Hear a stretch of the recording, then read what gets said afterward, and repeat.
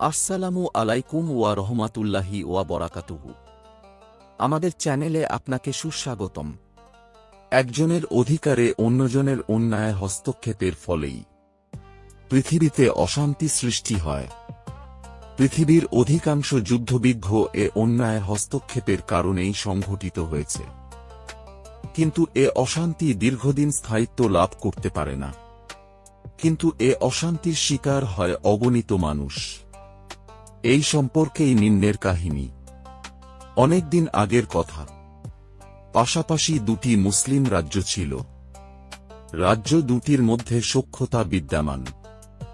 তাদের মধ্যে এক রাজ্যের বড় শাহজাদার নাম হারুন, আর ছোট শাহজাদার নাম ইমরান। সে বাদশাহর দ্বিতীয় স্ত্রীর সন্তান। বড় শাহজাদা তার বাবার মতো সৎ ও নিষ্ঠাবান এবং রাজ্যের দায়িত্ব গ্রহণের উপযুক্ত। বাদশাহর ইচ্ছা, তিনি বড় শাহজাদার উপর রাজ্য পরিচালনার ভার অর্পণ করে বাকি জীবনটা আরামায়েশে কাটিয়ে দেবেন।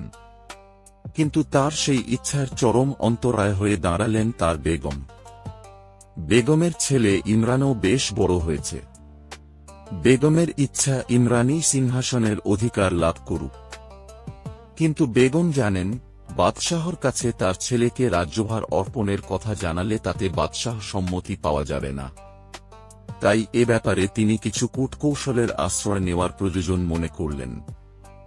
বাদশাহ ন্যায়পরায়ণ শাসক। তার রাজ্যে কোথাও কোনো গোলমাল বা গোলযোগ নেই। রাজ্যের সর্বত্রই শান্তি বিরাজিত। এমন একদিনে এক প্রজা বাদশাহর দরবারে এসে অভিযোগ দায়ের করল যে কে একজন তার কন্যাকে অপহরণ করেছে। সে এর উপযুক্ত বিচার চায়। বাদশাহ অভিযোগ শুনে একেবারে বিস্মিত হয়ে গেলেন। এত বড় অনাচার কার দ্বারা সাধিত হল? অতিসত্বর তদন্ত করে আসামিকে রাজ দরবারে উপস্থিত করার জন্য বাদশাহ প্রধান সেনাপতিকে নির্দেশ দিলেন। তদন্তে পাওয়া গেল বাদশাহর দ্বিতীয় ছেলে ইমরানই এ অপকর্ম করেছে। বাদশাহর কান পর্যন্ত পৌঁছানোর আগেই বাদশার বেগম ব্যাপারটা জেনে গেল। তিনি ছেলেকে এ কাজের জন্য খুব তিরস্কার করল। কেননা বিষয়টি যদি ফাঁস হয়ে যায় তাহলে তার উদ্দেশ্য সাধনে চরম বিঘ্ন সৃষ্টি হবে। তাই তিনি অন্দর মহলের ঝি দ্বারা প্রধান সেনাপতিকে ডেকে পাঠালেন। তিনি সেনাপতিকে প্রচুর ধন সম্পদের মাধ্যমে তাকে বশীভূত করে ফেললেন। বিষয়টি যেন কোনোভাবেই ফাঁস না হয়ে যায় এজন্য তাকে বিশেষভাবে বললেন। এমনকি বাদশাহ যেন না জানতে পারে তার ব্যবস্থা করতে বললেন। ধনসম্পদ গ্রহণ করে সেনাপতি বাদশাহকে বলল, তদন্ত করে কাউকে দোষী সাব্যস্ত করা গেল না। অভিযোগটি মিথ্যা বলে চালিয়ে দিলেন। কাউকে আসামি হয়ে আর কাঠগোড়ায় দাঁড়াতে হল না। শিকারে যাওয়া রাজা বাদশাহদের প্রিয় শখ। এতে নাকি তাদের মনের অশান্তি দূর হয়। বড় ছেলেকে কোনো অজ্ঞাত কারণে একটু বিমর্ষ বলে মনে হল বাদশাহর। তাই তিনি তাকে শিকারে যেতে আদেশ করলেন। পার্শ্ববর্তী রাজ্যের রাজকন্যাও সঙ্গীসাথী নিয়ে একই বনে শিকারে গিয়েছে। একটি পাখিকে তারা উভয়ে তীর নিক্ষেপ করল। দুটি তীরই পাখিটির দেহ বিদ্ধ হয়ে পাখিটি মাটিতে পড়ে গেল। শাহজাদা বলল, আপনার তীরের আঘাতে পাখিটি বিদ্ধ হয়েছে, অতএব পাখিটি আপনার।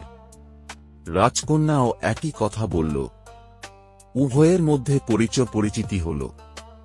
শাহজাদা মনে মনে তাকে বিয়ে করার সিদ্ধান্ত নিয়ে বাড়ি ফিরলেন এবং তার পিতার কাছে তার সিদ্ধান্তের কথা জানালেন। বাদশাহ সানন্দে রাজি হয়ে শাহজাদার বিয়ের কাজ সম্পাদন করে দিল। এখন বাদশাহর একটি কাজ বাকি। তা হল শাহজাদাকে রাজভার অর্পণ করা।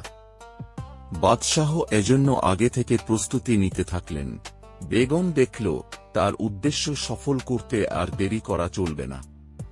তাই তিনি মনে মনে সিদ্ধান্ত নিলেন, শাহজাদাকে কিছু পান করিয়ে কিছুদিন উন্মাদ করে দেবেন। এজন্য তিনি শরবত তৈরি করে ঝি দ্বারা শাহজাদাকে ডাকলেন। শাহজাদা তার সৎ মাকে আপন মায়ের মতো শ্রদ্ধা করে। মায়ের ডাকে শাহজাদা এলো। তার সৎ মা বলল, তোমার জন্য আমি এই শরবত তৈরি করে রেখেছি, পান করো। বেগমকে বাইরে থেকে দেখে কোনো রকম সন্দেহের কারণ ছিল না, কিন্তু তিনি অন্তরে শাহজাদার প্রতি চরম হিংসা করেন। শাহজাদা কোনো রকম সন্দেহ সংশয়ে না পড়ে সরল মনে শরবত পান করল। শরবত পান করার সাথে সাথেই তার পাগলামি শুরু হয়ে গেল। বেগম বাদশাহকে তার কক্ষে ডাকলেন।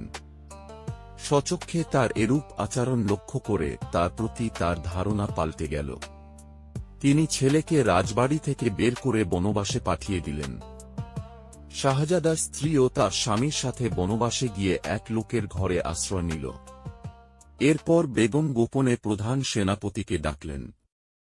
তিনি সেনাপ্রধানকে আরও বেশি পুরস্কার দেওয়ার প্রতিশ্রুতিতে বাদশাকে বন্দী করে কারাগারে পাঠানোর জন্য বললেন। সেনাপ্রধান সেই মতো বাদশাহকে কারাগারে আবদ্ধ করল। বেগম এবার তার ছেলেকে সিংহাসনে বসাল। ইমরান এখন বাদশাহ, সে তার ইচ্ছামতো কাজ করতে লাগল। বাদশাহ হয়েই সে নিত্য নতুন আইন জারি করে প্রজাদের উপর নির্যাতন শুরু করে দিল। ইমরানের কাজকর্ম দেখে বেগম নিজেই তাকে নিষেধ করল, কিন্তু এখন সে বাদশাহ, তাই কারোর কথা কোনো পরোয়া করল না। এমনকি তার মায়ের কথাও সে কোনো পরোয়া করল না। প্রজারা ক্ষিপ্ত হয়ে উঠল। নতুন বাদশাহ সে তার মায়ের মতোই ধূর্ত। সে জানে যে এবার সেনাপতি তার গোপন রহস্য প্রকাশ করে দেবে, তাই সে সেনাপতিকে পুরস্কার প্রদানের জন্য ডাকল। সেনাপতি তার কাছে আসলে সে তরবারি উঁচিয়ে বলল, পুরস্কার লোভের জন্য যে ব্যক্তি সৎ বাদশাহকে কারাগারে পাঠাতে পারে, তবে পুরস্কার পাওয়ার লোভে সে আমারও ক্ষতি করতে পারে। এই বলে তাকে হত্যা করল। এদিকে বাদশার বেয়াই সমস্ত সংবাদ অবগত হওয়ার পর প্রথমে সে তার মেয়ে ও জামাইকে নিয়ে তার নিজ প্রাসাদে আনলেন। এরপর তিনি জামাইসহ সামরিক অভিযান পরিচালনা করে বন্দী দশা হতে বাদশাহকে উদ্ধার করলেন।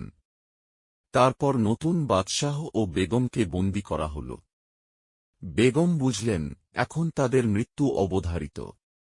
তিনি বারবার বলতে লাগলেন, সব অপরাধের জন্য আমিই দায়ী, আমাকে মেরে ফেলুন, আর আমার ছেলে ইমরানকে ছেড়ে দিন, তার কোনো দোষ নেই। কিন্তু উভয়কেই মৃত্যুদণ্ডে দণ্ডিত করা হল। বড় ছেলে হারুন কূট মুক্ত হয়ে সিংহাসনে আরোহণ করলেন। আগের বাদশাহর মতো আবারও রাজ্যে শান্তি ফিরে এল এবং সকলে সুখে শান্তিতে বসবাস করতে লাগল। এখানে আমাদের শিক্ষার বিষয় হল, কুচক্রীদের শেষ পরিণতি সর্বদাই মন্দ হয়। ভিডিওটি যদি ভালো লাগে তাহলে লাইক দিয়ে আমাদেরকে উৎসাহিত করবেন। ধন্যবাদ। আসসালামু আলাইকুম।